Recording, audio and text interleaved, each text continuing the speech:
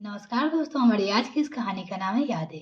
आज पीले खते ने शांति निवास के यादों का पिटारा खोल दिया था। घर की बहू सीमा आज अपने पति अमन और ससुर जी सीमा कभी अमर से कभी अपने ससुर जी से लगातार बोली जा रही थी। बाबूजी मुझे माफ कर दीजिए, मैं तो कमरे की सफाई कर रही थी कि तभी मेरे हाथ में आ गया। कसम खा के कहती हूँ मैंने इसे खोल के नहीं पढ़ा। बाबूजी प्लीज कुछ बोलिए, ऐसे चुपचाप आप दोनों का होना मुझे डरा रहा है। अमन तुम तो कुछ बोलो, ऐसा क्या है इन पीले खतों में? मैं तो बाबूजी की मदद करने के लिए ये सब किया। इतना भारी लोहे का बक्सा अपना खुद ही उतारते साफ करते और रखते हैं। अब उनकी उम्र कहाँ रही इतने भारी सामान उठाने की। कितनी बार बोला कि इतना सामान अलमीरे में रख दिए, दूर पर नहीं। उनको तो इस लोहे के बक्से से ही प्यार है। लेकिन शिव कुमार जी को तो इन पीले खोतों को उनकी पत्नी सावित्री से जुड़ी सभी यादों का पिटारा खोल दिया था। वो वहां से बिना कुछ बोले ही चली गए। अमन बाबूजी को माँ जी की यादों से इतना प्यार है तो माँ जी से कितना करते रहे होंगे। चुप करो सीमा, तब से कुछ ही बोले जा रही हो। जानना है ना तो पढ़ लो। अमन ने वो पीले खत सीमा के हाथ में रख दिया। सुनो सीमा, तुम्हें लगता है ना कि बाबूजी माँ से बहुत प्यार करते थे, तो ऐसा नहीं था। बाबूजी शहर में नौकरी करते थे, उनकी वहाँ अलग दुनिया थी, किसी और औरत के साथ।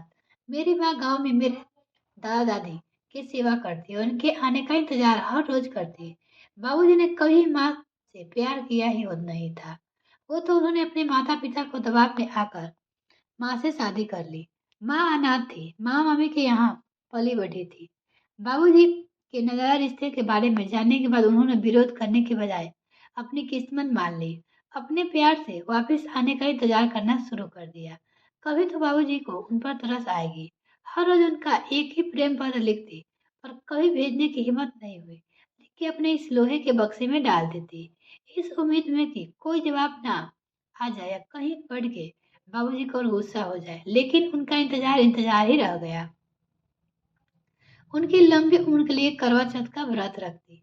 बाबूजी शराब भी खूब पीते थे।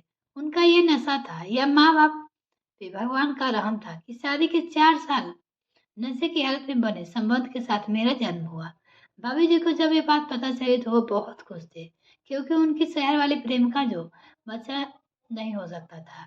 मेरे जन्म के बाद मुझसे मिलने के बहाने अब उनका गांव आना जाना शुरू हुआ। पर माँ के लिए कुछ नहीं बदला था, सिर्फ बाबूजी को देख के ही खुश हो लेती। दवा आवाज में ये भी कह देती, सुनिए जी, हो सके तो शराब पीना छोड़ दीजिए। जवाब ही मिल जाता, तुम अपने काम से काम रखो। अचानक एक दिन शहर से फोन आया कि बाबूजी की तबीयत बहुत खराब है, उन्हें अस्पताल में भर्ती कराया गया है। तभी सभी का रो रो कर बुरा हाल था। तब मैं 12 साल का था। माँ मुझसे अपने साथ लेकर पहली बार शहर आई और अस्पताल पहुंचते ही डॉक्टर ने बताया कि उनको दोनों किडनी खराब हो गई है। अगर दवाई नहीं मिली तो बचना मुश्किल है। मुझे अच्छे से याद है, करवा चौथ का व्रत था माँ का उस दिन। पहली बार अपनी सौतन से मिली, लेकिन बड़ी ही सरलता से। मैं आज भी सोचता हूँ कि किस मिट्टी से बनी थी माँ। कभी अपने बेवफा पति से कोई शिकायत नहीं। हमें अस्पताल के बिल और कमरा दिखा को पता नहीं कहाँ चली गई। उनकी बात को कभी नहीं आई। बाबूजी की हालत देखकर माँ ने अपनी किडनी देने का फैसला किया। डॉक्टर ने कहा इसके लिए हमें कुछ टेस्ट करने होंगे। टेस्ट हुए और माँ ने बाबूजी को अपनी एक किडनी दी। बाबूजी का ऑपरेशन सफल रहा। अस्पताल से छुट्टी मिलते हम लोग बाबूजी के गांव लेकर आ गए। इस बार बाबूजी ने कोई विरोध नहीं किया। इसके बाद ना उसकी प्रेमिका आई और ना ही बाबूजी ने कभी उनके बारे में बात की। अब माँ बाबूजी का पूरा ख्याल रखती। इधर बाबूजी का मत भी माँ के लिए बदलने लगा था। जो भी मिलने आते बाबूजी से माँ की तारीफ करने ना थकता और बाबूजी सहमति से बस मुस्कुरा देते। इन सब में माँ ये भूल गई कि आराम और सेवा की जरूरत उनको भी है। ज्यादा काम होने के कारण वो अपना ध्यान और परहेज ना रख पाती, जिसकी वजह से उनकी हालत और खराब हो गई और माँ हम सबके छोड़ के इस दुनिया से चली गई।